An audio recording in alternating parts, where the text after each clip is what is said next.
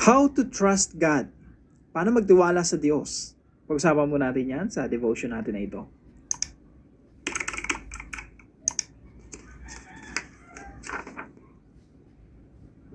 Magandang araw po sa bawat isa sa inyo. Welcome back to our 365 Daily Devotions, Bible Characters Edition. Binabati ko po muna lahat ng mga bago nating mga members, no? Just this week and last week. Maraming salamat po sa inyong pag-join dito sa ating community. Now, yung topic po natin ngayon ay patungkol po sa Diyos na tumutupad sa kanyang pangako.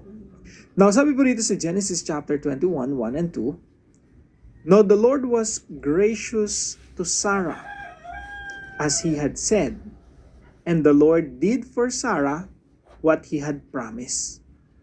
Sarah became pregnant and bore a son to Abraham in his old age, at the very time God had promised him."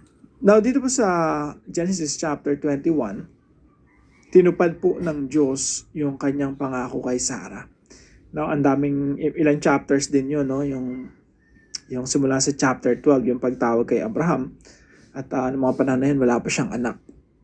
At initially nga, bagamat sinabi ng Diyos sa kanya na Abraham, magiging ama ka ng isang malaking bansa at ng maraming bansa mapapagpala sa pamamagitan mo. Even though may ganung pangako ang Diyos, initially ang iniisip ni Abraham, maybe, no, sa pamamagitan to ni Eliezer, na si Eliezer yung tagapagmana ng kanyang estate. And then later on, niisip na doon naging clear na kila Abraham at Sarah na magkakaroon sila ng anak, iniisip nila paano gagawin yun. No? So, ginawa nila ng paraan sa sarili nilang kakayanan. At ibinigay ni Sarah si Hagar kay Abraham upang magkaroon ng anak si Abraham.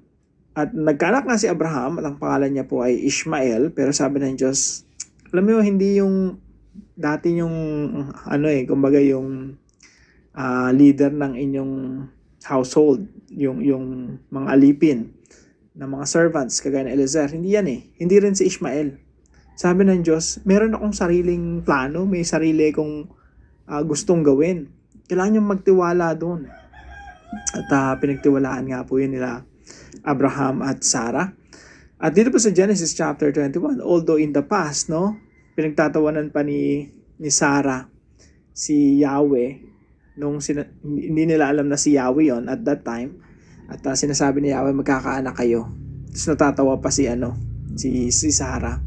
So yun po yung story sa mga nakaraang chapters, no. Si Sarah talagang di siya makapaniwala na magkakaanak pa siya. Now, dito pa sa Genesis chapter 21, sabi rito, si Sarah naging, nabuntis siya. Ilang taon na po si Abraham during this time? 100 years old. 100 years old nung pinanganak si Isaac. At nung pinangako ng Diyos sa kanila yon ay 75 na si Abraham. That means nag-antay sila ng 25 years.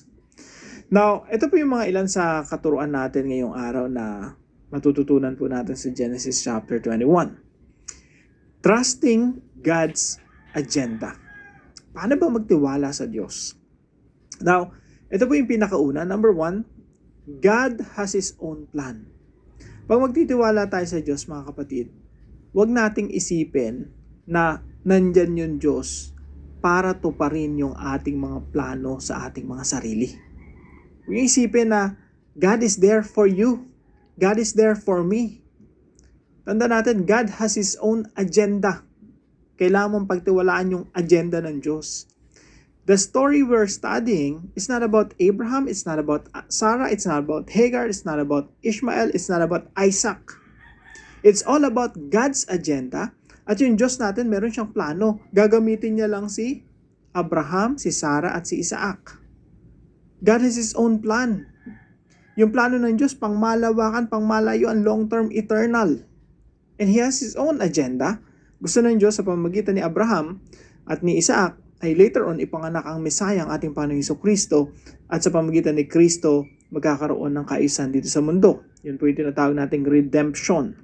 Merong pagliligtas na gagawin ang ating Diyos. So, God has His own plan. God is not there for you. Instead, you are there, God is using you like Abraham and Sarah for His purpose para sa kanyang mga layunin. So tayo mga Kristiyano, don't ever think that the world revolves around us.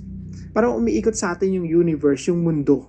Mga kapatid, hindi po. We are living in a God-centered universe.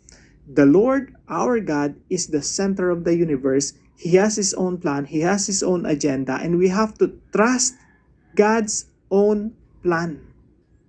Ganun po magtiwala sa Diyos. Hindi mo man naintindihan yung nangyayari sa'yo, it doesn't matter. What matters is God has His own plan. Kailangan mo lang sumunod sa plano ng Diyos. Kailangan mo lang maging parte, mag-participate sa plano ng Diyos. Again, ang main player po ay si God. Tayo po ay mga ginagamit lang ng Diyos para tuparin ang kanyang mga purposes o kanyang mga plano. Number 2 po, God has His own way. So sinabi ng Diyos kay Abraham, you will be the father of many nations. All the nations will be blessed through your son, through Jesus Christ, the Messiah. So yun yung plano ng Diyos, pangmalawakan, pangmalayuan, pangwalang hanggan. Ngayon sabi ni Abraham, wala naman akong anak. No? Sabi ni Sarah, paano mangyayari yan? Wala ka namang anak. So gumagawa sila ng kaparaanan para matupad yung sinasabi ng Diyos. Again, God has His own plan. He also has His own way.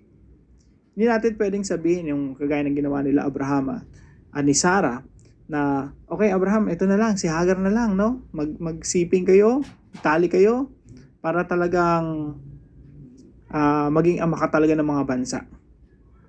Maging malaki yung lahi natin. Pero sabi ng Diyos, no? I have my own plan and I have my own way. Meron akong sariling kaparaanan. Mga kapatid, how to trust God? You have to trust that God has His own plan and you have to trust that God has His own way. Hindi tayo pwedeng dumiskarte ng sarili natin kasi may sariling diskarte ng Diyos na kailangan nating sundin. Hindi tayo pwedeng gumawa ng sarili natin mga rules and regulation kasi mayroong rules and regulation ng Diyos na kailangan nating sundin. Meron siyang sariling diskarte, meron siyang sariling kaparaanan na kailangan natin sundin.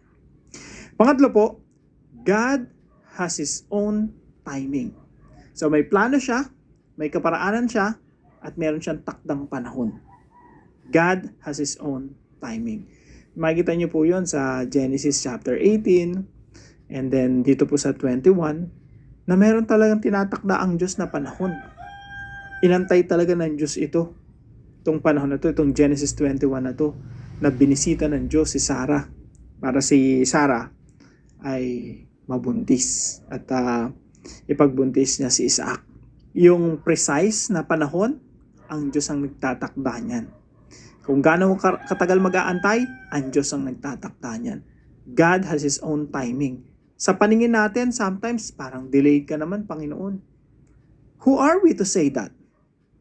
Sino tayo? Mga ano lang tayo, mga actors and actresses in God's story. Hindi tayo ang main player. Hindi tayo ang architect. Ang Diyos ang sentro ng lahat ng ito. Ito ay agenda ng Panginoon. Who are we to say that, Lord, you are delay in your own plan? Minsan kasi nagiging self-centered tayo.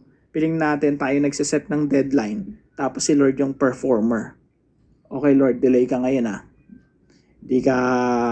wala ka sa timing.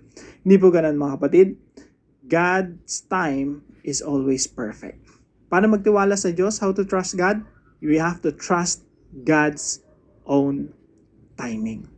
Kaya po yung application natin, simpleng-simple lang po mga kapatid. Number 1, trust God's purpose. Ikaw ay naririto sa mundong ito kasi talagang pinagdesisyonan ng Diyos na ikaw ay ipanganak. And God has a purpose for your life. Ang Diyos kay Abraham, kay Sarah at Isaac, may purpose din sa iyo ang Diyos.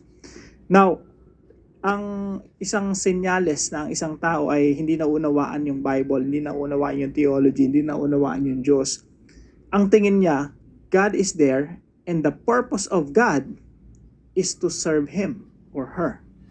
Nandiyan ka, Lord, para sa akin. May ganun kasi tayong mindset minsan. Parang tayo ang boss, no? Tayo ang main character.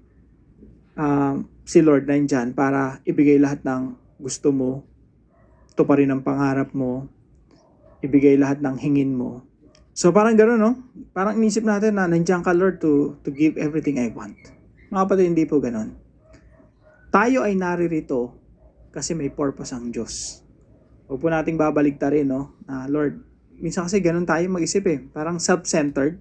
Lord, nandiyan ka for me. Nandiyan ka to do my bidding. Hindi po gano'n. God has His own purpose and we have to trust God's own purpose. Kung ano yung layunin ng Diyos, isekreto man sa atin o hindi, ihayag man o hindi, yan ay dapat natin pagtiwalaan. Lord, you have your own purpose. Alam niyo po, habang lumalago ka sa pananampalataya, mas lalo mong naiisip, mas lalo mong nare-realize na God does not owe you an explanation. Hindi kailangan ng Diyos ipaliwanag lahat ng bagay sa atin. Kasi after all, tayo naman ay hindi main character sa istorya ng buhay. Ang main character si Lord, siya yung nakakaalam ng lahat. At sapat na pagtiwalaan natin siya. Pangalawa po, trust God's wisdom. Ang Diyos po merong sariling kaparaanan. Again, sila Abraham, si Sarah, though may plano ang Diyos, sabi nila, okay, ang ganda ng plano ng Diyos, no? Si Abraham, magiging father of many nations. At magiging malaking bansa, si Abraham. So that's God's plan. Tuwan-tuwa sila, okay, that's good. Pero yung kaparaanan, pilit nilang sila ang gumagawa. Okay, sige, gamitin natin itong wala, tagal-tagal na natin, tanda-tanda na natin. Wala pa rin tayo anak, di pa rin tinutupad ng Diyos yung plano niya. Anong gagawin natin? Tayo nung dumiskarte. So, yan, yung alipin ko si Hagar, yan na lang. Magkaanak ka na, Abraham. So, parang ganun yung nangyari. So, mga kapatid, paano magtiwala sa Diyos? Trust God's wisdom. God has His own way. God has His own means. Merong kaparaanan ng Diyos na dapat natin pagtiwalaan. Huwag nating iasa sa sarili nating galing, sarili nating katilinuhan, yung mga plano ng Diyos. Because God has His own wisdom and His wisdom is better than ours. Si Lord po, sabi ni Lord kila Abraham, you know what? Lahat ng ginawa niyo mali. Kasi ang plano ko at ang kaparaanan ko sa pamamagitan ni Isaac, si Isaac ang gagamitin ko para maging isa kang malaking bansa. At later on, ipanganak si Jesus, ang ating Messiah, and through Him, all the nations on earth will be blessed. Now, pangatlo po, trust God's timing. Again, mga kapatid, huwag mong isipin na, tanda-tanda ko na, no? Parang si Abraham, no? Si Sarah, tanda-tanda ko na, no? Ano pa bang, gusto ko nang maranasan lahat ng mga mabubuting bagay dito sa mundo. Lord, please bless me. No, okay lang naman, humingi ng blessing sa Panginoon, no? Pero parang kapag ang hinihingi mo ay puro panghanggang dito na lang, you miss the point. Kasi mga kapatid, tayong lahat ay naririto sa mundo na to fulfill God's purpose. Hanggat buhay pa tayo, hindi pa tapos yung purpose ng Diyos sa atin. At yung timing ng Diyos, kahit pa towards the end of our life, hindi pa nangyayari. So what? Hindi naman tayo ang sentro ng buhay. Naalala niyo po ba si Moses? Si Moses po, sabi ng Diyos sa bayan ng Israel, dadaling ko kayo sa lupang pangako. Pero itong si Moses, hindi nakapasok sa lupang pangako. Andun lang siya sa bungad, no? Tapos yung sumunod na henerasyon, sila yung nakapasok sa lupang pangako.